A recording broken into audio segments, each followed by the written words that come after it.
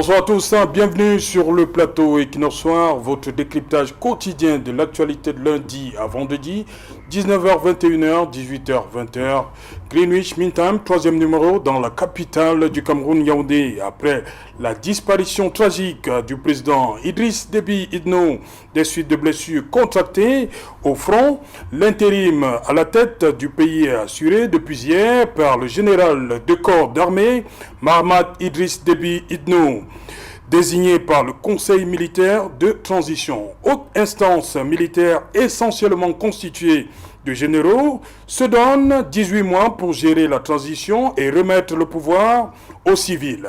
Le gouvernement tchadien, en décembre 2020, adoptait une loi sur la création d'un Sénat et d'un poste de vice-président. Ce projet de loi constitutionnelle portant révision de la constitution du Tchad et nonobstant la présence du vice-président de la République, la vacance de la présidence de la République ou d'empêchement en cas d'empêchement définitif, l'intérim est assuré par le président du Sénat.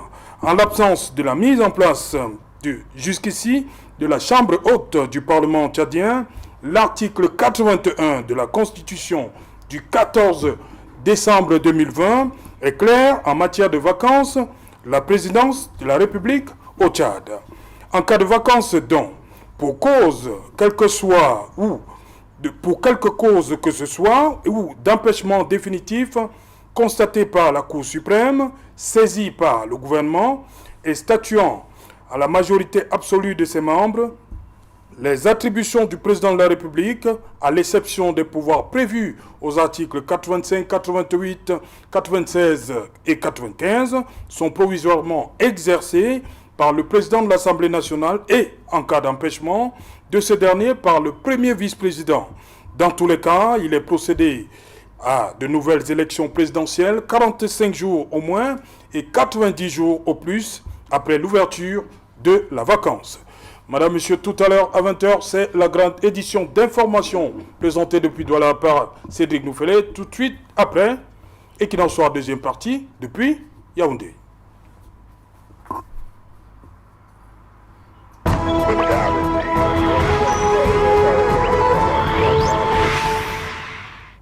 Disparition Idriss Déby Itno, quelle chance, quelle place pour les institutions. Pour en parler, nous avons invité une fois de plus ce soir Aristide Mono. Bonsoir.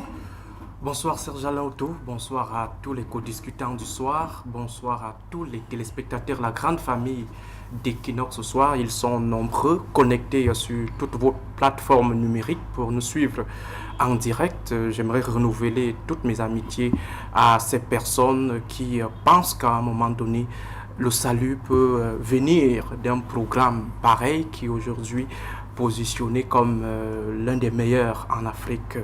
Donc je renouvelle ces amitiés et je salue tout le personnel d'Equinox, la grande famille d'Equinox qui de plus en plus me fait confiance pour ce qui est de ces programmes.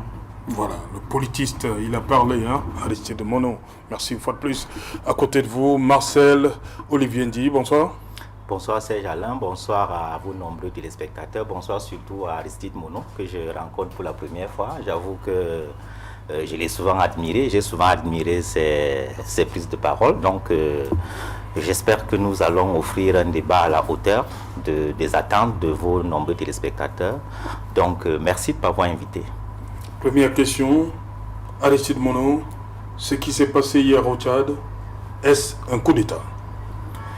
Je pense qu'il n'y a pas d'autre qualificatif pour étiqueter ce genre de manœuvre à la tête de l'État tchadien. Il s'agit bel et bien d'un coup d'État et je ne suis pas vraiment très partisan de ceux qui pensent qu'il faut ajouter un qualificatif à coup d'État, c'est-à-dire coup d'État institutionnel ou coup d'État constitutionnel.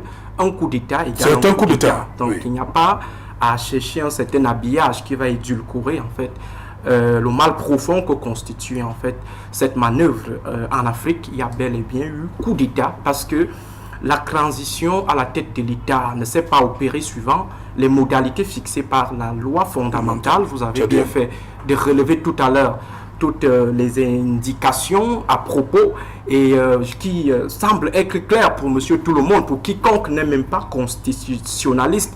Donc aujourd'hui, on ne comprend pas comment est-ce que les uns et les autres ont eu à inventer un nouveau constitutionnalisme putschiste. Et je pense que ce n'est pas la première fois en Afrique où les constitutionnalistes putschistes émergent de manière sporadique, de manière spontanée, occasionnelle, et qui créent un nouveau droit fondamental putschiste, ou alors un droit fondamental des coups d'étatistes.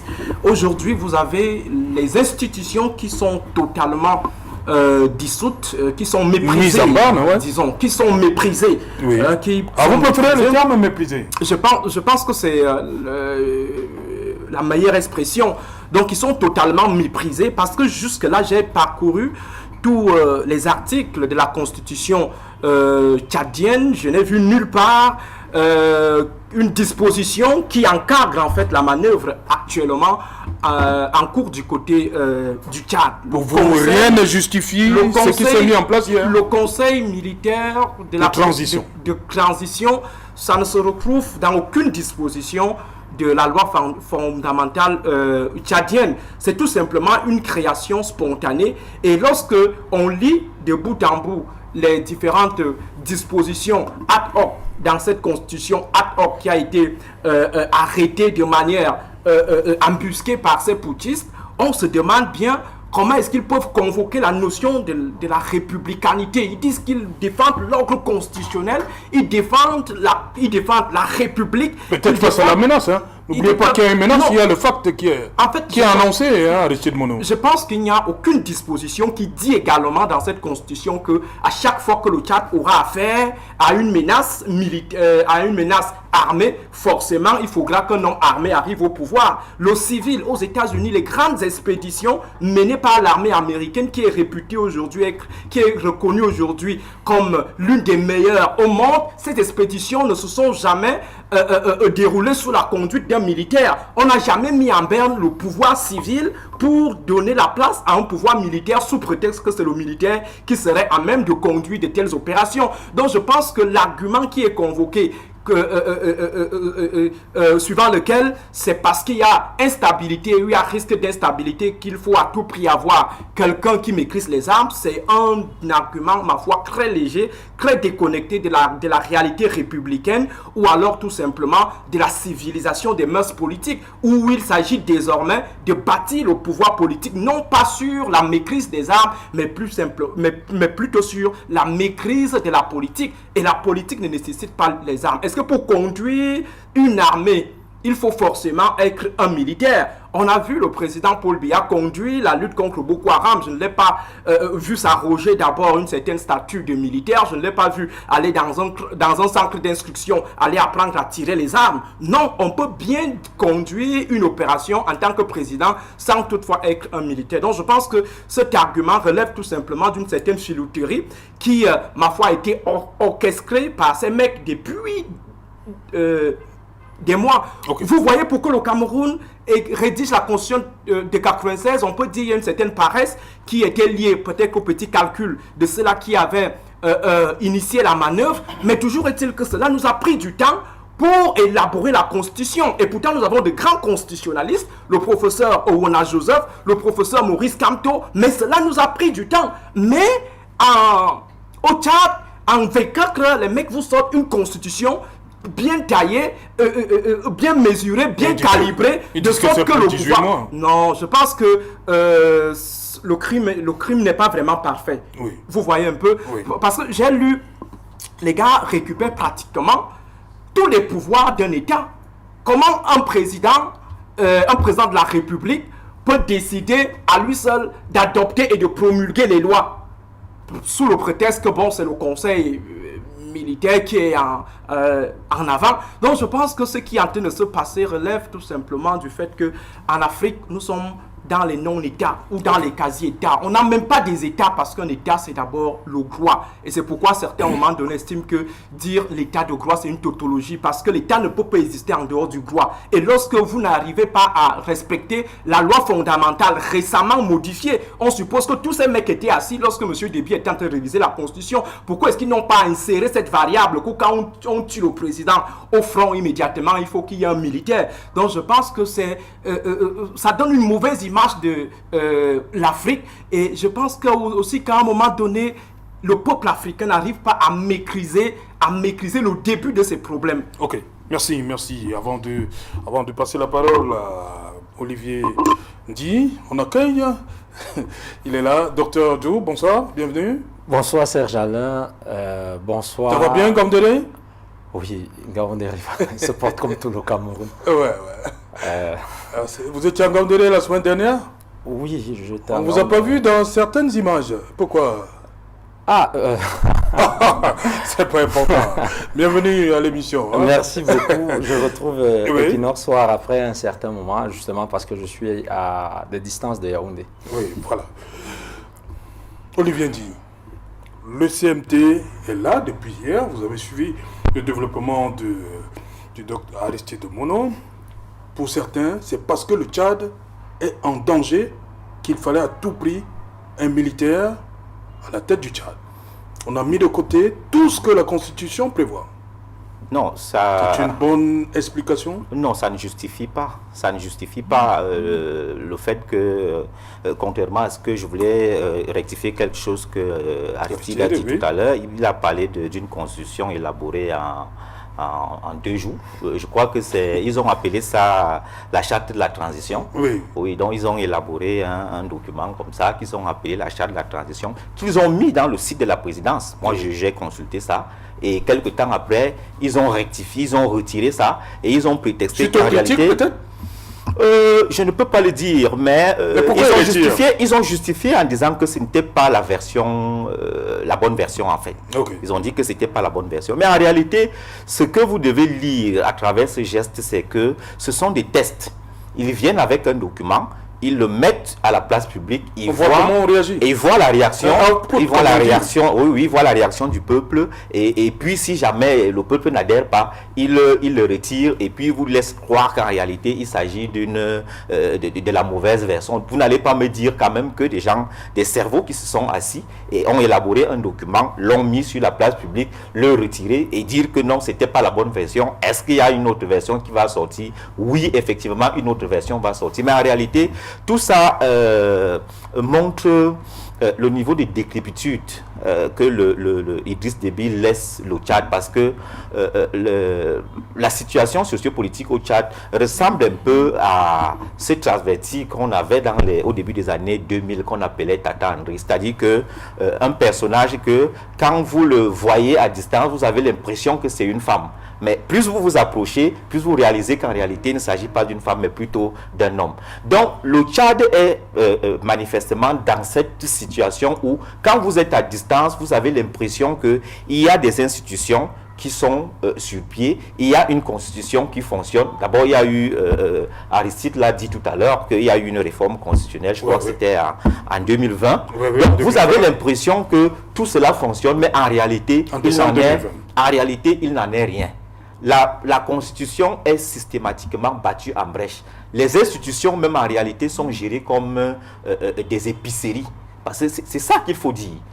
Au Tchad, quand vous arrivez, par exemple, si vous prenez la liste des personnalités du Tchad, vous allez voir que c'est quasiment le clan Idriss Déby qui dirigeait le Tchad. Des enfants, tous les grands noms. Vous trouverez ministre de ceci, délégué à machin, chef de la police, secrétaire de ceci. C'est peut-être là-bas qui a la compétence. Non, vous ne pouvez pas dire ça. Vous ne pouvez pas dire que c'est uniquement. Vous pouvez pas dire que c'est uniquement chez eux qui a la compétence. Est-ce que les autres ne vont pas à l'école? Non, vraiment, le dire, je dis que c'est mal connaître un pays. Vous pouvez pas. Je prends le cas, par exemple, du jeune opposant, Masla Cissé. C'est quelqu'un qui a fait de bonnes études. Il a fait tout un doctorat, il a servi dans des hautes institutions. Oui, c'est un opposant. Mais c'est pour dire qu'il y a aussi d'autres. Il y a aussi d'autres qui peuvent sortir du lot. Et puis, le Cameroun, par exemple, on retrouve des opposants, entre guillemets. Dans le Cameroun, par exemple, le président Paul Biya gère le Cameroun avec un gouvernement de coalition. Oui. Même si certains diront que les opposants de la majorité. Opposants, mais ne serait-ce que pour le pavoisement, on reconnaît quand même que ce sont des opposants. Donc, pour me résumer, le Tchad n'a pas des institutions démocratiques. Le Tchad a tout sauf un état de droit. C'est un pays où règne pratiquement ce qu'on appelle le Ob-Aï.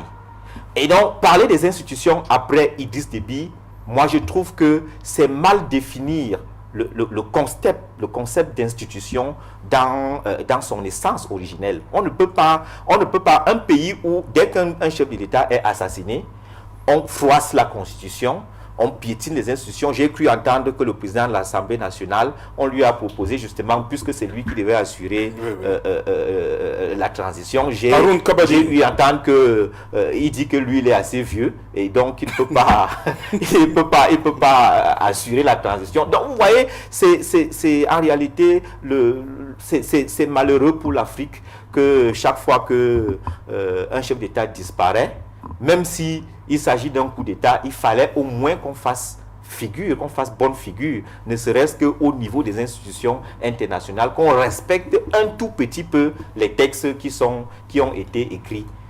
Justement, Dr Dou, vous avez vu ce qui s'est passé hier, les généraux, le CMT, qui place à la tête de ce fameux CMT, dont la tête du Tchad, Mahamat Idriss Déby Itno, 37 ans, ils disent qu'ils sont là pour 18 mois. 37 ans, 18 mois, ça va faire... La Constitution dit qu'il faut avoir au moins 40 ans pour se présenter à la présidentielle. Comment vous analysez tous ces scénarios-là mis en place par le CMT? En fait... Ils disent quand même qu'ils vont partir, ils vont remettre. Ça, c'est la promesse qu'ils ont faite devant les caméras. Oui. Vous y croyez, vous? Je vais commencer par dire que quel que soit le scénario qui aurait abouti à l'issue que nous avons eue hier, oui. En fait, c'est symptomatique et peut-être même consécutif à l'état, ou si je peux me répéter, l'état de non-état, c'est-à-dire état avec petit e de non-état avec grand E. En fait, ce qui s'est passé hier au Tchad n'est pas... Ce qui est un scoop, c'est qu'Idriss Déby est mort. Le reste qui se produit là ne nous surprend pas.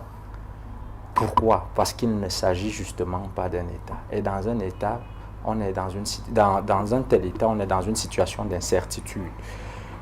Je vais donc dire que on n'a jamais eu d'institution au Tchad. J'ai entendu des gens dire tout à l'heure là que mon voisin dire qu'on a piétiné les institutions. Non, ce qui se passe là, c'est parce qu'il n'existe pas des institutions.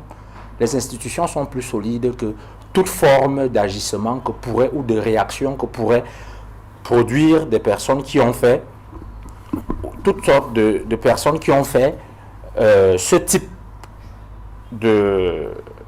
toutes sortes de personnes ayant fait poser ce type d'acte, ce que nous avons vu hier, dont notamment le coup d'État.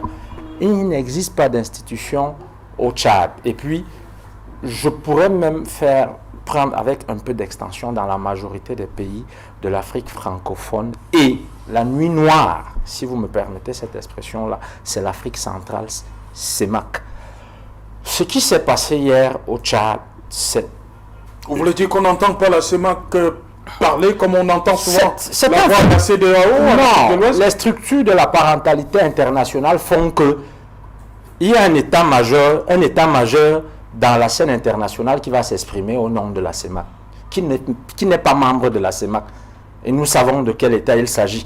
Donc personne ne va rien dire. D'ailleurs, ce qu'on a pu dire, notre chef d'État a adressé ses condoléances au peuple en s'adressant au peuple tchadien, mais en s'adressant même au Conseil militaire de la transition. Oui.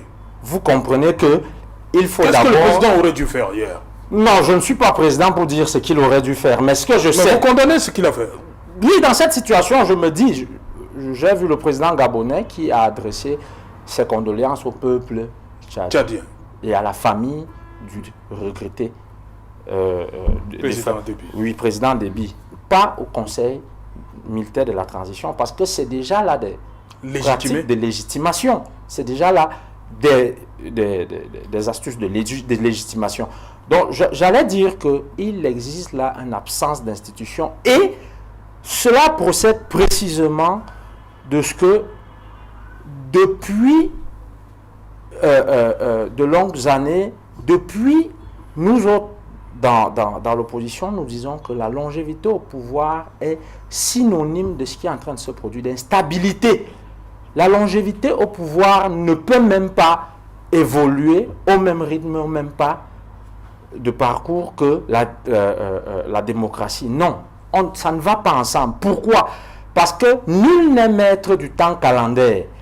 Idriss Déby, certainement, en faisant la campagne il y a de cela quelques jours seulement, ne savait pas que l'on parlerait de lui aujourd'hui au passé. Mais qu'est-ce qui fait cela? C'est l'incertitude. C'est que l'on bâtit un système qui est doté d'incertitude totale. Et dans nos États, tout peut se passer. Et en fait, c'est-à-dire, puisque ce sont les institutions, normalement, qui devraient être continues. Mais les individus finissent par se confondre aux institutions, qui est une personnalisation du pouvoir, une personnification du pouvoir à tel point que lorsque cet individu passe l'arme à gauche, tout de suite, il y a un bouleversement. Je parle bien de bouleversement au niveau de l'État. Et ça, ce ne sont pas des hommes d'État. Parce que Henry Kissinger définissait l'homme d'État comme celui qui évite une catastrophe à venir à son peuple. Lorsque vous ne pouvez pas éviter une catastrophe à venir à votre peuple, du fait seulement que vous soyez décédé, lui on l'a assassiné, il peut même mourir de sa mort naturelle, que l'instabilité s'ensuit. Et je ne vais pas dire c'est dangereux. Et dans cette mesure, je ne peux pas dire qu'il y avait des institutions. S'il y a des institutions, il y aura continuité. Les institutions prennent la relève. De toutes les façons, les institutions tracent le canevas et les individus suivent le canevas tracé par les institutions. Dans le cas d'espèce, il n'existe pas d'institution. Et pourquoi est-ce que j'accuse la longévité aux affaires? J'accuse la longévité aux affaires parce que le pouvoir rime avec la responsabilité. Le seul moment où un individu à la tête d'un régime peut maîtriser le temps de son pouvoir, c'est dans l'exercice du découpage temporel du pouvoir.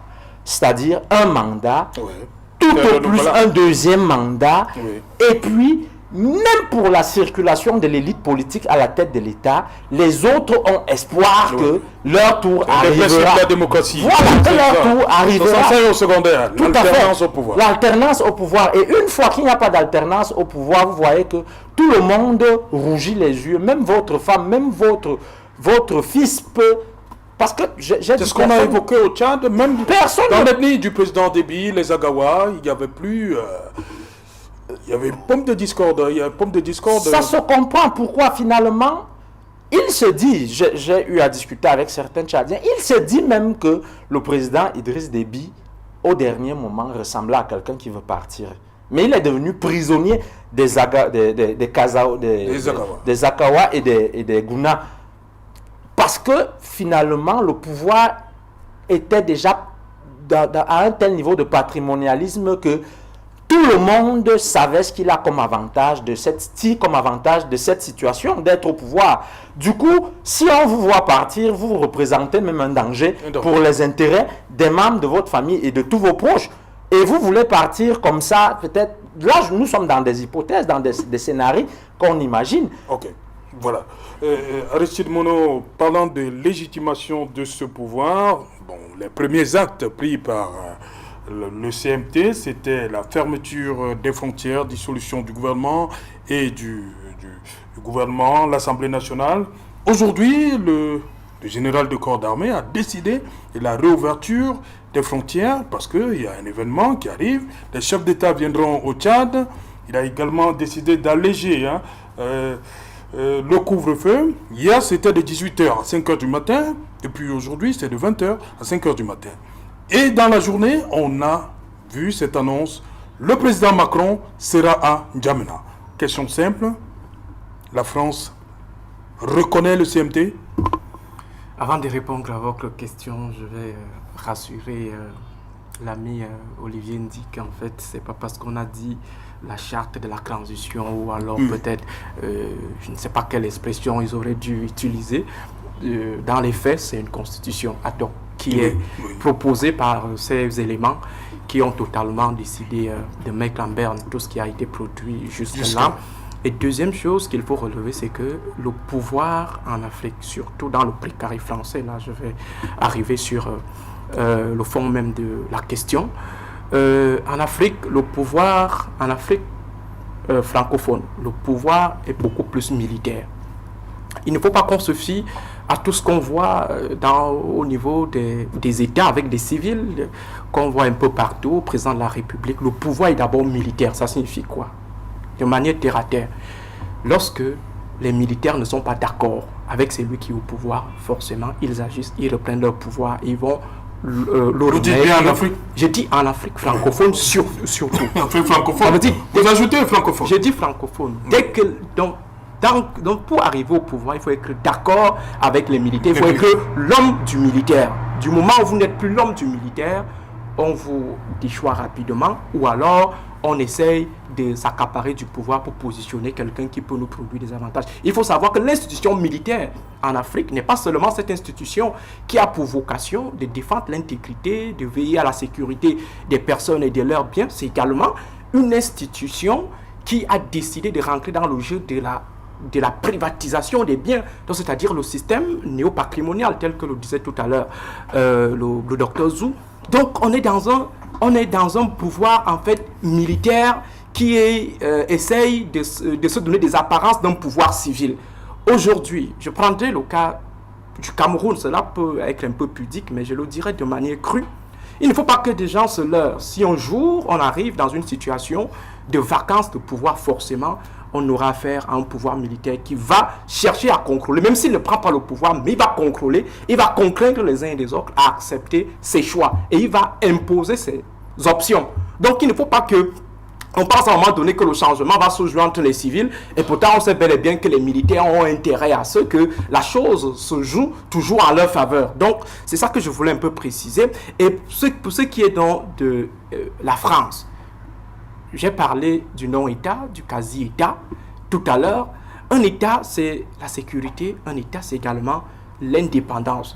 Est-ce que les États d'Afrique francophone sont des États indépendants? Non, ce ne sont pas des États indépendants. Certains le disent de manière crue, ce sont des sous-préfectures françaises. Voilà ce que signifie l'État en Afrique. On va utiliser des termes État importé, État cloné, État mimétisé et tout. Mais je vous dis, l'État en Afrique, c'est plutôt l'État sous préfecture française. Donc, lorsque la France décide, immédiatement, la chose est respectée au niveau de nos États. Même les forces alternatives. Si vous n'êtes pas d'accord ou alors si vous ne rentrez pas dans les stratégies de la France, vous ne pouvez pas être président dans un État d'Afrique francophone. On peut jouer les résistants à un moment donné, mais on finit toujours par succomber. Et Idriss Déby a essayé à un moment donné de contenter la France, mais au final, il s'est rendu compte que les choses n'étaient pas toujours en sa faveur. Donc la France peut décider autrement. Je ne suis pas en train d'étiqueter la France, mais ce qui est sûr, c'est que la situation au Tchad est du fait de cette approche paternaliste de la France sur les États africains. Est-ce que l'État tchadien jouit d'une certaine souveraineté? Non. On a eu des situations de contrôle du pétrole au Tchad. On a eu la situation du contrôle de la sécurité dans la zone avec des bases militaires au Tchad qui de temps en temps jouaient les petits malins à chaque fois que Idriss Déby tient un discours un peu dur. On voit émerger une certaine rébellion. Immédiatement, la France intervient comme Lucky Luke ou comme Chris Larabi pour venir sauver le soldat Déby qui était également notre Lucky Luke. Donc vous voyez que en fait, dans le fond, c'est la France qui manœuvre tout dans tous les États de l'Afrique francophone. On peut peut-être avoir des mesures un peu disproportionnées, mais toujours est-il que dans le fond, il y a un soubassement. C'est la France qui décide de ce qui se passe en Afrique francophone. Et aujourd'hui, moi, je ne suis pas vraiment surpris de cette annonce qui vient de M. Macron, tout simplement parce que la France a intérêt à surveiller ce qui va se passer, même si aujourd'hui N'Djamena se transforme en Bagdad, se transforme en Mogadiscio. Je vous dis, la France va faire tout et pour tout pour être présente. Question de contrôler la transition. Allez donc savoir quelle pourrait donc être la dose de cautionnement de ce qui s'est passé du côté du Tchad. Côté français, que dit l'Élysée? Est-ce qu'on a une condamnation forte? Ouais. Non, on vient plutôt chercher à assister. Et lorsqu'on assiste, sans toutefois condamner, parce que la France devrait normalement poser des préalables. Ailleurs, on dit, nous ne traitons plus avec cet État parce que cet État est sorti du canevas de la démocratie, du canevas de la républicanité, du canevas de l'humanisme. Mais on vous fait comprendre que la France reste modérée. C'est comme ce que on disait tout à l'heure à propos de l'Église catholique. Ça veut dire, lorsqu'on vous attaque, l'Église catholique regarde. Mais lorsque vous essayez de riposter, le prêtre arrive avec la Bible pour vous dicter un peu quelques notions de pardon. Méphiston dit, les institutions ont été piétinées, ça c'est votre expression. Mais le président Macron est annoncé en N'Djamena vendredi pour les obsèques. Ça veut dire que le CMT, ça passe. L'Élysée n'a pas condamné. L'Élysée a plutôt dit qu'on a perdu un allié. Aristide vient de le dire. Il vient de le dire. L'arrivée de Macron n'est pas fortuite. Macron ne vient pas au Tchad parce qu'il vient consoler une famille endeuillée. Il ne vient pas là parce qu'ils ont perdu un allié. Macron vient là pour donner des instructions fermes à Mahamat. Je ne voudrais pas dire à ce larbin qu'ils ont positionné. Non, du tout. Oui, je ne voudrais pas le dire. Donc, je dis que Macron vient là, c'est pour donner des instructions fermes. C'est pour discuter. Il ne peut pas les donner depuis l'Élysée en France? Non, vous savez, la technologie, tout se copie avec les réseaux. Ils ne peuvent pas. Il y a des choses qu'on ne peut pas parler au téléphone. Donc, on est obligé de descendre sur le terrain, d'abord pour montrer à celui qui est là que je suis là, ce n'est pas pour m'amuser, c'est pour dire ce qui doit être fait. Et si vous ne marchez pas, vous serez dégagé. C'est exactement ce que... Je crois que jusqu'à présent, c'est le seul chef d'État qui a annoncé qu'il devait venir au Tchad. Et comme je le dis, il y a des intérêts économiques, des enjeux stratégiques très importants au Tchad.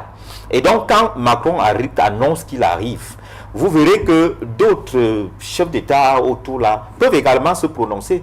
Parce que le simple fait que le président Macron ait dit qu'il venait au deuil, cela veut dire qu'il a, entre guillemets, soutenu ce qui s'est passé. Parce qu'il n'a pas condamné, Aristide l'a dit tout à l'heure, il n'a pas condamné. Et comme il n'a pas condamné, je ne serais pas surpris que d'autres chefs d'État en Afrique centrale, en Afrique francophone, viennent se retrouver avec lui là pour discuter d'après de ce qui doit se passer après Idriss Déby, qui leur disent que bon voilà, comme Idriss Déby n'est plus là, voici ce qui doit se passer. Parce qu'en réalité, c'est ça.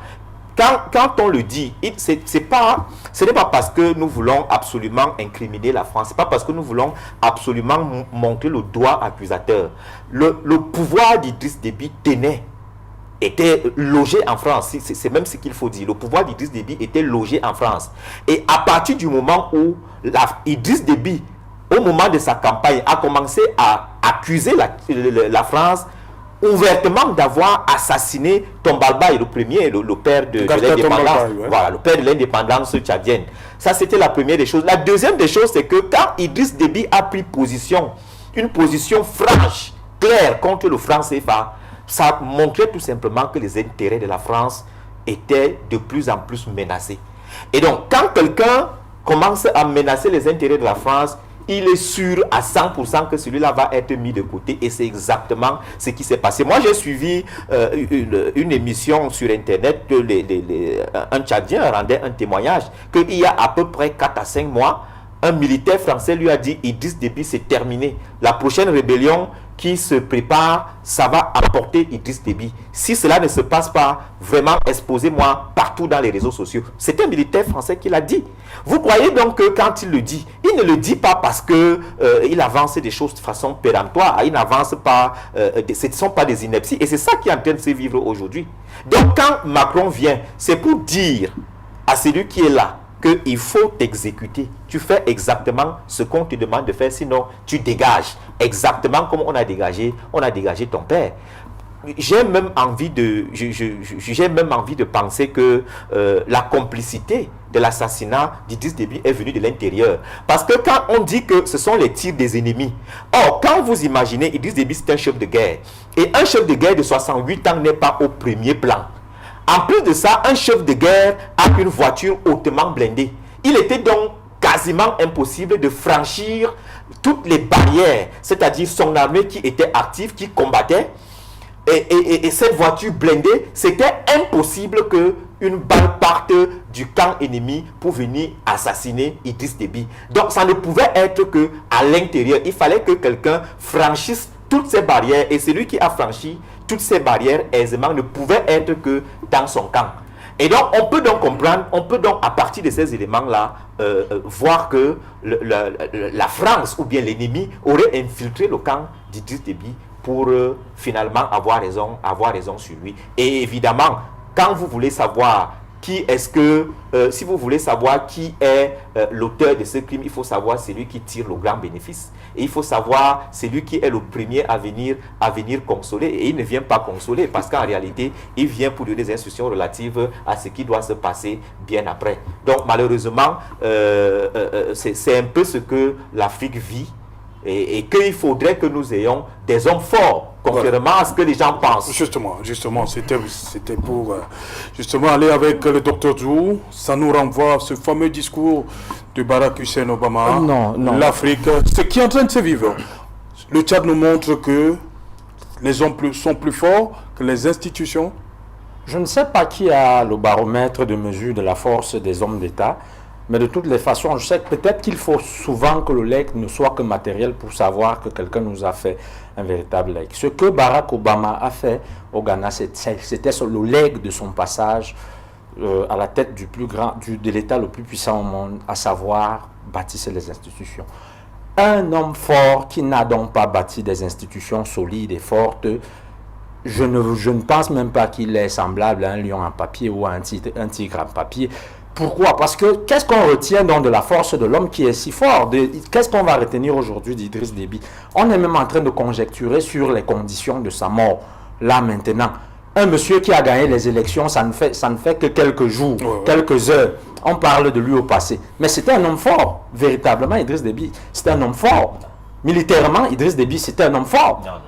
Donc, je pense que l'Afrique n'a vraiment pas besoin d'hommes forts. Sinon, c'est a posteriori qu'on va mesurer la force de l'homme parce qu'il a bâti les institutions. J'en veux pour preuve Jerry Rawlings. Lui, il était un putschiste. Mais qu'est-ce qu'il dit? Il dit que tous ces putschs qu'il est en train de commettre, c'est parce qu'il veut bâtir les institutions et les lois dans son pays de telle sorte que même le diable, s'il part de l'enfer, ne puisse les contourner. Et c'était ça son objectif. Et aujourd'hui, nous voyons qu'il a mis le Ghana sur le droit chemin. Nos hommes forts qui ne bâtissent pas des institutions, et les institutions, on évalue la solidité des institutions à l'épreuve donc de ces événements, comme des coups d'État. C'est pour ça que Trump a essayé ce qu'il a essayé après que on a d'abord essayé une procédure d'impeachment. C'est pourquoi je dis donc que ce qui se passe au Tchad, ça montre une fois de plus que les hommes sont au-dessus des institutions. Et l'homme ne peut pas être au-dessus des institutions parce que l'homme passe. Et je vous disais tout à l'heure que personne n'a la maîtrise du temps calendaire. J'entends souvent dire ici que le temps du président, ça ne veut rien dire. Voilà coronavirus qui est arrivé un beau matin en 2020 et le monde entier, tous les programmes sont bouleversés avec tous les hommes forts qu'on a. Ce sont les institutions qui peuvent donner le tempo, un canevas. Et ces institutions partent d'abord de quoi? De la force du consensus, le dialogue, le grand dialogue national que l'on veut. Par exemple ici, qu'il y ait une assise où on n'est pas obligé de s'embrasser par la bouche, mais on est obligé de savoir que nous avons des objectifs de développement durable communs parce que nous avons tous des fils dans ce pays et nous décidons donc, nous disons c'est comme ça que ça va se faire. Cette force-là ne viendra, certainement c'est l'idée, c'est l'initiative d'un individu, mais toutes les autres forces vont donc l'accompagner ou dire voilà ce que nous prenons et voilà ce que nous rejetons pour bâtir ensemble. Et une fois que c'est adopté, nous devons le respecter. Moi, je pense que les institutions, on peut parler d'hommes forts si, a posteriori, on évalue la force et la solidité des institutions. Tant que les institutions restent des variables d'ajustement à la guise de la volonté d'un individu qui peut aujourd'hui dire que non, je ne ferai que 2 mandats. Et puis, quand le dernier mandat arrive vers la fin, la Constitution devient quelque chose taillé à ses mensurations. Je ne pense pas que l'on puisse parler d'homme fort. Il n'y a pas d'homme fort dans. Et puis, on vous parlait par exemple des précarés de la France. Finalement, vous êtes homme fort, mais votre pays, on ne voit pas les intérêts. Vous travaillez à ce qu'un autre pays, lui qui travaille pour ses intérêts, parce que ce qu'il faut savoir, M. Macron a été élu pour sauvegarder les intérêts de la France. Il n'aura pas d'état d'âme sur la famille Déby, sur des amitiés avec Déby. Il ne fera que ce travail et il sera le plus cynique possible lorsqu'il s'agit des intérêts, parce que de toutes les façons, il sera évalué, il sera réélu ou non élu en fonction de comment est-ce qu'il aura sauvegardé les intérêts de la France. C'est donc à nous de bâtir nos institutions. J'insiste sur ce mot, je dis, quand ça se passe comme ça se passe là, c'est parce qu'il n'y a pas d'institution solide et bâtie là-bas. Et que les Camerounais ne se trompent pas. Même au Cameroun, Aristide le disait tout à l'heure, que vous allez voir les véritables figures lorsque l'homme fort ne sera plus là. Dès que l'on annonce que l'homme fort n'est plus là, vous allez donc voir les velléités en fonction des intérêts. Comment est-ce que tout le monde se positionne? Parce que même dans l'image, quand je regarde le président du Sénat camerounais, en fait, je ne vois pas la force quelque part là. Je ne sais même pas comment ça va commencer. Ça veut dire donc que, comme ce sont les hommes forts vont se mesurer, les hommes forts vont se confronter à ce moment-là sans tenir compte du canevas institutionnel pour que l'homme le plus fort s'en sorte dans ce cafouillage. Ok. Excusez-moi, Oui. je voulais dire que il faut remettre des choses dans leur contexte. Le discours de Barack Obama, qui est la référence aujourd'hui lorsqu'on parle d'hommes forts et d'institutions fortes, c'est un discours qui est prononcé en 2008. Oui. En 2008, au Ghana. oui, en 2008, les Occidentaux sont déjà en train de préparer comment est-ce qu'ils allaient évincer Kadhafi. Et donc, si vous essayez d'observer ça attentivement, vous allez constater que lorsque Barack Obama le dit, il s'adresse intuité personnée à Kadhafi. Et donc, il ne faut donc pas confondre le discours qui est acharné contre un individu au prétexte qu'il ne sert pas leurs intérêts et la définition mère de ce que c'est qu'un homme fort. Un homme fort, c'est quoi? Un homme fort, c'est quelqu'un qui est charismatique, qui est intelligent, qui a l'autorité, qui a la légitimité. Et donc, qui peut, à partir de ces éléments-là, impacter le développement de son pays. Laisser construire des institutions de telle sorte que, après lui, qu'il y ait une stabilité politique. Okay. Quand j'écoute le docteur Djou, on a l'impression que son discours tourne autour de l'alternance. C'est normal en tant qu'homme politique, c'est normal de vouloir l'alternance. Mais il faut aussi préciser que l'alternance n'est pas toujours gage de stabilité. Il y a des pays où il n'y a presque pas d'alternance, mais comme c'est une démocratie qui fonctionne normalement, ça se passe très bien. Et là, je prends le cas de l'Allemagne, je prends le cas de la Chine, je prends le cas... il y a beaucoup de pays. On peut citer Angela Merkel a plus de 20 ans. En Chine, par exemple, on a quasi dit que Xi Jinping peut se représenter autant de fois que possible. Donc, ce n'est pas forcément l'alternance. Je préfère même encore une démocratie, une dictature parfaitement assumée, mais qui travaille pour le développement de son pays. Voilà. On va permettre à Aristide Mono de dire quelque chose avant qu'on aille à Douala. Rapidement, pour ce qui est des institutions, il me semble que c'est la base même du fonctionnement de toute organisation. C'est-à-dire que vous devez avoir, parce que l'institution est bâtie sur le consensus qui est défini dans les différentes normes. Dans le cas d'un État, c'est la Constitution, lorsqu'elle est totalement partagée, lorsque les structures qui doivent assurer la mise en œuvre et aussi l'application de cette Constitution, forcément, on a des institutions fortes. Les hommes sont passagers, les hommes sont divers et ondoyants. Il est risqué de laisser le destin national à un individu, de confier l'histoire de tout un pays à un individu. L'individu peut se lever un beau matin, il a des crises et puis il prend un décret et immédiatement, ce sont des institutions qui sont maintenant des ententes formalisées qui permettent à ce que les uns et les autres évitent donc ce type de monarchie. Parler d'institutions, c'est rentrer dans des systèmes totalement monarchiques. Or, aujourd'hui, je pense que pour la sécurité de nos États, il faut bâtir les choses sur des éléments qui n'ont rien à voir avec des personnes. Merci. On revient. Voilà, merci, on revient après le journal parce que dans un instant, justement, nous repartons à Douala. Madame, monsieur, nous attend Cédric Noufélé et toute son équipe pour le 20h le plus attendu de la planète. Mais avant cela, une page de pub.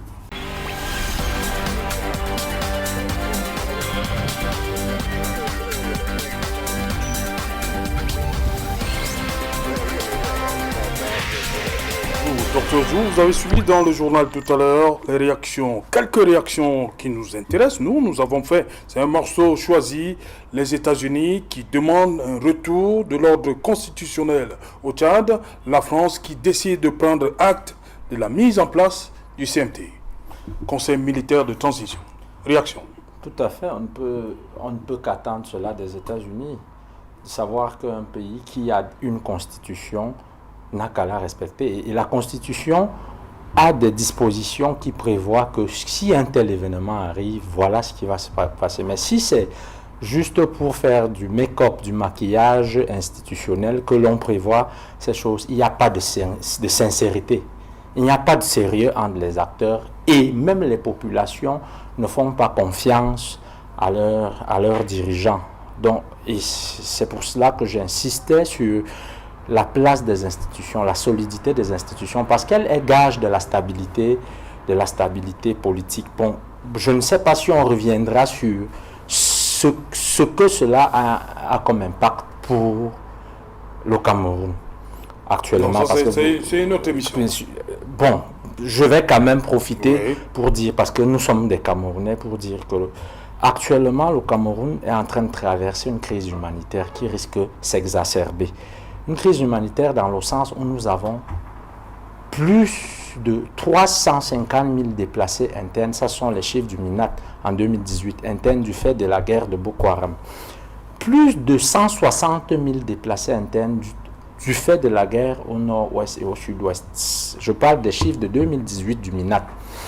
Et si il s'ajoute que cette instabilité qui est en train de s'annoncer, puisque finalement l'incertitude fait que les populations évacuent, ne serait-ce que N'Djamena. Nous savons que les populations ne font que descendre du côté de Kousséri parce qu'elles ne sont pas rassurées, parce que le lendemain présage, reflète une guerre terrible, puisque quand un conseil militaire de transition arrive aux affaires, et qu'il y a une rébellion qui de l'autre côté dit qu'elle n'entend pas, et qu'il y a une faction dans l'armée même qui dit à la transition militaire, au conseil militaire de transition que cela ne présage rien de bon, c'est un conflit armé qui est en train de s'annoncer.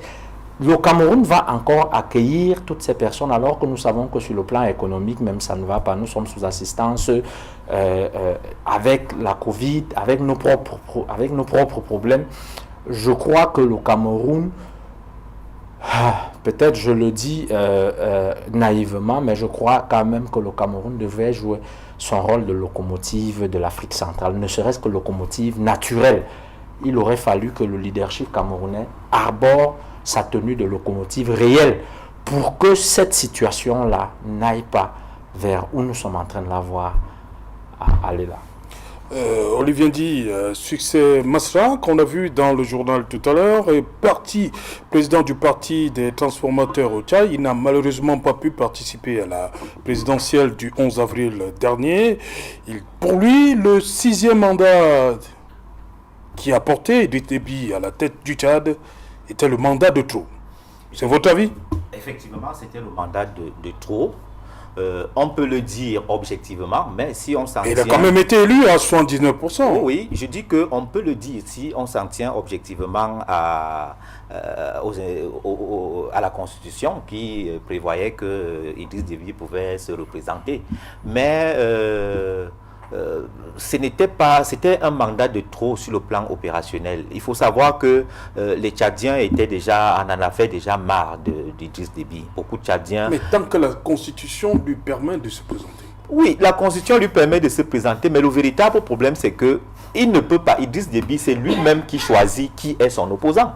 Quand vous êtes dans une situation où c'est un adversaire politique qui doit le challenger à une élection présidentielle, quand vous êtes dans une situation où les candidats de l'opposition, les candidats concurrents, parce que je n'aime pas beaucoup le mot opposition, les candidats concurrents sont enlevés en pleine campagne électorale, vous pensez que cela peut amener des gens à aller voter étant contents? Ils ne peuvent pas aller voter étant contents. Donc ce mandat, c'était un mandat de trop. Idriss Déby avait entraîné le pays dans un régime militaire où il régnait quasiment le hop-aïe.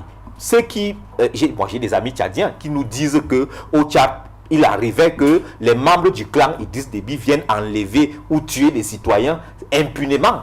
Vous voyez, dans ce type de fonctionnement, on ne peut qu'aboutir soit à l'assassinat du président, soit alors à une désaffection totale, un abandon total de la chose politique à celui qui croit avoir le pouvoir. Donc pour moi, c'était un mandat de trop pour plusieurs raisons. La première raison, c'est que Idriss Déby n'était plus capable d'assurer la stabilité aux Tchadiens. Et lui-même, Masla Succès l'a dit tout à l'heure, que lui-même, à un moment donné, manifestait l'envie de partir. Mais on dirait qu'il était captif de son clan qui tire forcément des ficelles dans la gouvernance chaotique que lui-même a contribué à instaurer au Tchad. C'était effectivement un mandat de trop qu'il ne fallait justement pas. Parce que le résultat, il est là aujourd'hui. Idriss Déby a été assassiné. Et comme je l'ai dit dans mon propos liminaire, Idriss Déby ne pouvait pas avoir été assassiné par les membres, les rebelles.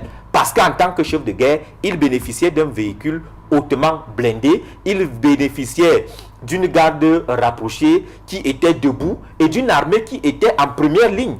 Et donc, pour qu'on arrive à atteindre un chef de guerre de ce niveau-là, il fallait être dans la maison. Et c'est ce qui s'est passé. Et cela arrive parce que justement, lui-même n'était plus aimé. Et la désaffection avec Idriss Déby, il faut le dire, vient du fait que dans son propre camp, il avait voulu un de ses cousins. Quand je dis cousin, oui, un de ses cousins. Quand je dis cousin, vous savez, la famille africaine, oui. Quelqu'un de son clan, de sa tribu, hein, qui avait d'abord dénoncé les malversations financières de la fondation créée par Madame Idriss Déby. Ah, voilà. Maintenant, la première des choses, c'était ça. La deuxième des choses, c'est que le gars a osé se présenter à l'élection contre Idriss Déby. Et ce qui s'est passé, c'est que Idriss Déby avait voulu le contraindre d'abord, il avait voulu l'arrêter. Et maintenant, l'escouade qui était allé l'arrêter n'a pas pu. La maman de ce gars est morte. À partir de là, il y a eu une scission dans le clan Idriss Déby. Il y avait d'un côté ceux qui le soutenaient encore, de l'autre côté ceux qui étaient contre. Et on peut comprendre que si l'ennemi a réussi à infiltrer sa garde rapprochée, on peut donc comprendre qu'il y a eu une désaffection, il y a eu un rejet total au point où ce 6e mandat était effectivement de trop. Voilà, Aristide Mono, tout ce qui se passe aujourd'hui au Tchad nous rappelle malheureusement le cas de la RDC avec le père Kabila et le fils. C'est pratiquement... Est-ce que, avec ce qui a annoncé au nord du Tchad, le fait, ça peut se passer de la même chose au Tchad, c'est-à-dire qu'on a vu en RDC, le fils quand même, il a pu tenir jusqu'à la passation avec Tshisekedi, transition politique, c'est ce qu'on appelle pacifique, c'est comme ça qu'on a appelé là-bas, à RDC. Est-ce que ce scénario peut se produire au Tchad? C'est-à-dire que le fils peut peut être président du Tchad, avec cette rébellion qui s'annonce. Vous savez, les États africains, les États entre guillemets, les quasi-États africains sont pratiquement des Siamois. Et tout simplement parce qu'ils partagent une même mère qui s'appelle la France. Et aujourd'hui, lorsque vous voyez ce qui s'est passé au Tchad, c'est pratiquement ce qu'on peut voir un peu partout. On a vu Obiang Nguema avec Mathias Nguema. Donc ce sont tout simplement des choses qui se répètent. En fait, on est dans Obiang Nguema, Mathias Nguema, c'était son oncle. Voilà, donc vous voyez que nous sommes tout simplement dans la routinisation d'une habitude qui est en train de prendre corps, qui grandit depuis les indépendances, ainsi de suite. Lorsque vous regardez, parce que quand je parle des États siamois, regardez, je ne suis pas un spécialiste de la musique, mais regardez un peu la redondance des hymnes nationaux. Vous avez l'impression que c'est pratiquement les premières gammes de la Marseillaise. Lorsque vous regardez, lorsque vous observez leur drapeau, il y a soit un rouge, vert, un vert ou jaune, ou un rouge, vert, jaune. Donc c'est pratiquement les mêmes choses et on se retrouve avec des mêmes pratiques. Donc on n'est pas, je ne serais pas surpris de voir le fils de Bongo, de Idriss Déby, devenir président. D'ailleurs, il est déjà président de la République parce que il a commencé à recevoir. Sa constitution, il a dit bien dans sa constitution qu'il est président de la République. Il a dit dans sa charte que désormais, c'est lui qui promulgue les lois. Donc, je pense qu'il n'y a plus autre chose à ajouter. Donc, il va accueillir le président Macron. Forcément. Donc, aujourd'hui, on se rend tout simplement compte que l'Afrique est loin de se départir de la France-Afrique. Parce que malgré tout ce qu'on peut dire autour de la souveraineté, on dit nous avons des hommes forts à la tête. On dit par exemple le président Biad résiste aux Français. On sourit tout simplement. Quels sont des éléments, des critères pour évaluer sa résistance? Étant donné qu'on a des éléments plausibles qui prouvent que nous ne sommes pas encore sortis de la France-Afrique. On vous dit le président équato-guinéen est en train de faire la grosse tête face à la France, mais vous ne pouvez rien faire parce qu'économiquement, vous ne tenez pas. C'est la France qui vous défend. Militairement, c'est la France qui est obligée de venir de temps en temps vous apporter une certaine aide. C'était le cas du Tchad. Donc aujourd'hui, je pense que l'office qui arrive, en 7 ans, déjà le commandant de la garde présidentielle, je me demande quels sont les critères qui ont présidé au choix de ce jeune homme. Et la nomination est discrétionnaire. Effectivement, on peut... Il avait peut-être plus confiance en son fils qu'aux autres. Comme il pouvait également le nommer comme potentiel successeur au cas où les choses tourneraient au gramme. Donc je pense qu'aujourd'hui, ce qu'il faut plutôt faire en tant qu'Africain, c'est de pleurer l'Afrique. Même si Macron aujourd'hui semble beaucoup plus pleurer que nous autres, parce qu'il arrive rapidement et pourtant au niveau de la sous-région, les gens ne pleurent pas trop. On n'a pas vu des présidents de la sous-région annoncer leur présence au Tchad pour aller pleurer leurs frères. Mais Macron, il est plus affecté, il semble beaucoup verser des larmes que nous autres Africains. Et c'est soupçonneux parce qu'on se dit que au-delà de tout, les papis de l'Afrique centrale estiment qu'il n'y a vraiment pas grand-chose à tirer de cette histoire, alors que la personne qui tire des réels bénéfices de la situation tchadienne aille tout simplement pleurer son mort. Donc Macron est en train de pleurer son mort, et je pense seulement, je suppose, je présume qu'il va également assumer la responsabilité du chaos au Tchad. Parce qu'au-delà de la responsabilité des peuples africains, il y a la responsabilité de la France. Un jeune homme de moins de 42 ans, je pense qu'il a quel âge Macron 42 ans ou 43 ans. Un jeune homme qui commente des gens dont la moyenne d'âge est autour de 80, 70 ans. Et tout. Donc vous voyez tout simplement que l'Afrique a encore du chemin devant elle, surtout l'Afrique francophone. Et cela part du fait que le pouvoir en Afrique francophone ne vient pas du peuple.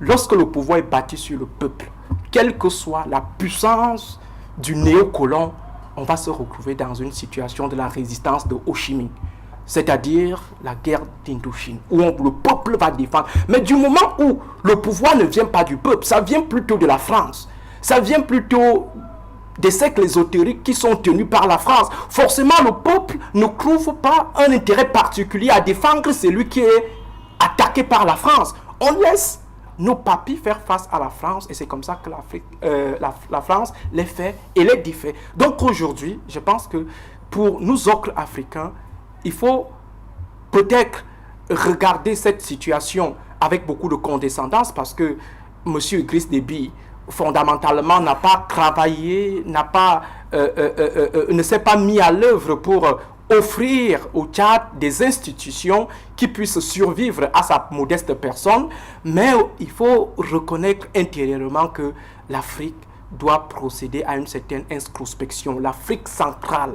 Et la situation au Tchad, comme le relevait tout à l'heure Dr Zou, cette situation-là va forcément impacter plusieurs pays de la sous-région, tout simplement parce que la position stratégique du Tchad fait en sorte que moindre déstabilisation, tous les pays sont touchés. C'est le Tchad qui est en liaison avec le Sahel, c'est le Tchad qui est en liaison avec le Soudan, c'est le Tchad qui est en liaison avec la Libye. Et on sait bel et bien, pour ce qui est du cas de Boko Haram, que Kousséri, de Boko Haram au Cameroun, Kousséri a été la capitale logistique de Boko Haram. Et lorsqu'on voit la position de Kousséri et N'Djamena, forcément, les mouvements venaient plutôt du côté du Tchad. On sait aujourd'hui que le Tchad, Idriss Déby, nous a apporté une certaine aide dans la stabilité de la sous-région. Au moment où le Nigeria refusait le droit de poursuite au Cameroun, le Tchad avait la possibilité, la bataille de Gambourou. C'est le Tchad qui permet à ce que Gambourou, qui est une ville frontalière à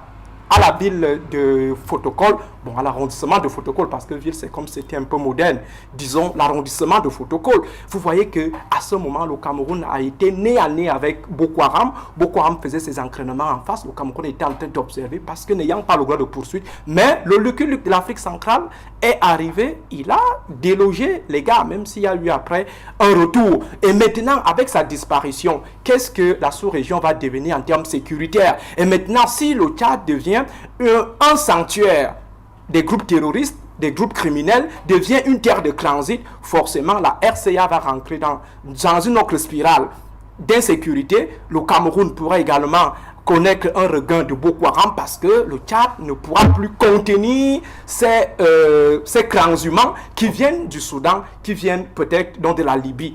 Je pense qu'il ne faut pas voir cette situation comme si c'était une affaire totalement du Tchad. C'est une affaire de l'Afrique et surtout de l'Afrique centrale. Voilà, Dr Zou, dans cette situation, tout ce qui se joue actuellement au Tchad, qu'est-ce qui vous dérange le plus? C'est le fait que ce soit le fils d'Idriss Déby Itno qui remplace son père dans un pays où les institutions sont censées fonctionner normalement. En fait, c'est le patronyme qui dérange. Je vous ai dit tout à l'heure que le scoop, c'est que Idriss Déby soit mort. C'est-à-dire, c'est ça l'information. Oui. Ce qui arrive après, là, ne nous surprend pas. Parce que Aristide ne fait que parler de quasi-État pour vous dire qu'il n'existe pas d'État.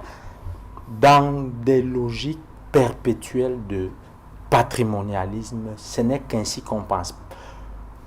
Voilà pourquoi, d'ailleurs, depuis, je voulais peut-être pas faire cette petite analyse sur d'où serait venue la mort de Déby. Effectivement, un chef de guerre, l'instance politico-stratégique, ça veut dire le logiciel de la guerre, c'était Idriss Déby. Si en face, Idriss Déby, c'est-à-dire sur le plan opératif, si Idriss Déby a été atteint normalement, la guerre s'arrête. À ce moment, la guerre s'arrête parce que la guerre, ce n'est pas simplement le fait de couler le sang, si c'est cela au plan polémologique, mais sur le plan stratégique, c'est de soumettre son adversaire. Une armée où vous avez atteint le logiciel, une armée dont vous avez atteint le logiciel, ça veut dire que la guerre s'arrête. Le logiciel a planté parce qu'on a atteint le cerveau, qui est Idriss Déby, qui le maréchal a été atteint. La guerre s'arrête. Et puis vous déposez les armes, vous reconnaissez que l'adversaire a pris le dessus. Mais pourquoi est-ce que malgré que l'on a donc touché le logiciel, les personnes qui sont donc venues attaquer l'armée tchadienne sont toujours en train de dire qu'en fait, nous n'avons même pas encore atteint l'objectif, puisque Déby est parti, mais Déby est resté. Alors, est-ce que l'enjeu n'était effectivement pas pour ceux qui veulent garder le pouvoir, parce que je soupçonne davantage que c'est un clan qui est aux affaires et qui a fait Déby prisonnier de leurs propres intérêts, de façon à ce que c'est toujours le mot Déby le nom Déby qui est un trait d'union et qui fait un consensus. Suivez mon regard, lorsqu'à un moment donné, on nous fait comprendre au Cameroun que Paul pourrait partir, mais Franck est là. Le trait d'union, c'est le nom de famille, c'est le patronyme là. Effectivement, ça reste un levain de conflit dans nos pays. Et là, je parle même de toute l'Afrique centrale. Parce que vous parlez tout à l'heure de Massias Nguema, Obiangema Ali Bongo, qui vient après Omar Bongo.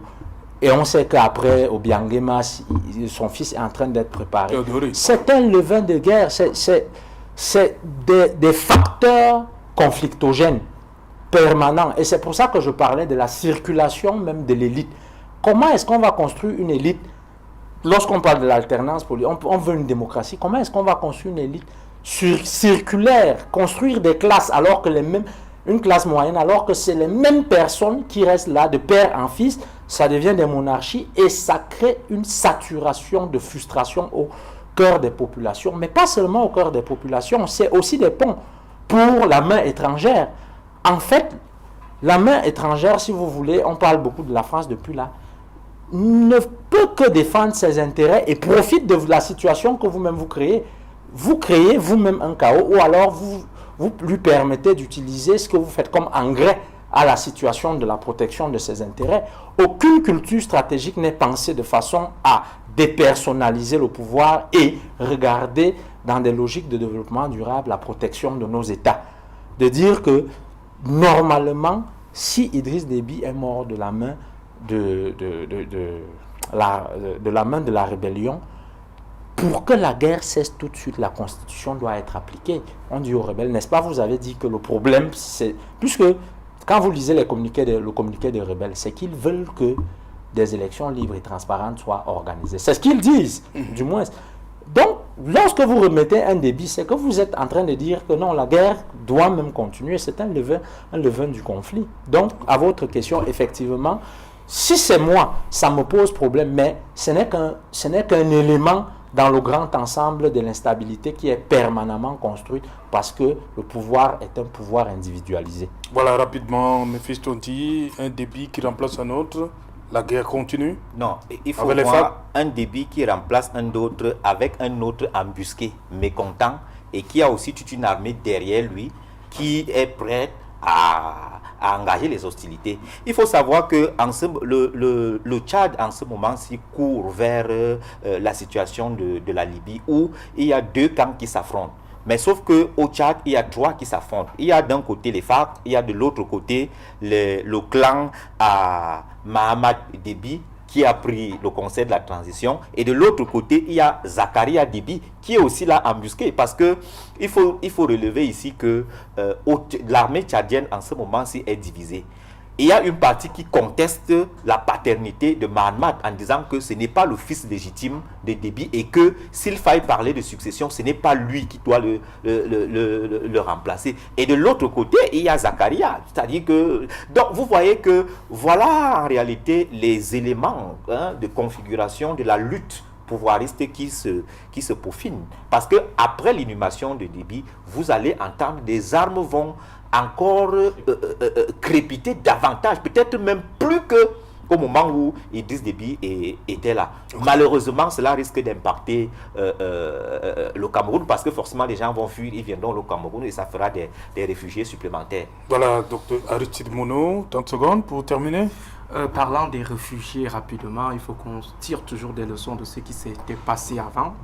je prendrai le cas de Boko Haram. Comment Boko Haram arrive au Cameroun? C'est à travers peut-être le prosélytisme qui a été mené longtemps, mais il faut dire que ce sont les flux de réfugiés venant du Nigeria qui ont aggravé la situation et créé des systèmes d'infiltration et de sanctuarisation de Boko Haram dans nos côtes. Donc aujourd'hui, si on se retrouve avec le pont le pont d'Ngeli submergé dans le pont qui relie le Cameroun au Tchad, si on se retrouve avec ce pont totalement submergé de réfugiés, forcément on peut voir quelques infiltrés, et surtout que l'Afrique, le bassin du lac Tchad, c'est en fait le site d'opérationnalisation de toutes les activités criminelles en Afrique francophone, lorsque vous regardez un peu bien. Et cette zone-là a toujours servi en fait de terre de sanctuaire, de transit, de refuge aussi. Et moi, j'ai tout simplement peur. Il faut qu'on fasse extrêmement attention. Et surtout qu'au Cameroun, la situation n'est que reluisante. Nous avons le nord-ouest, nous avons Boko Haram au Nigeria. Et aujourd'hui, il y a des velléités de succession qui s'affirment. Il faut prendre au sérieux les signaux qui sont lancés par ceux qui pensent à un moment donné qu'il faut prendre des armes. Et le Cameroun peut être déstabilisé à partir du nord. Merci, Aristide Mono. Et c'est pratiquement 1094 km de frontière avec le Tchad. Avec le Tchad. Aristide Mono, l'université de Yaoundé 2. À côté, Marcel Olivier Ndi, université de Yaoundé 1. Et Dr Djou, université de Ngaoundéré. Merci.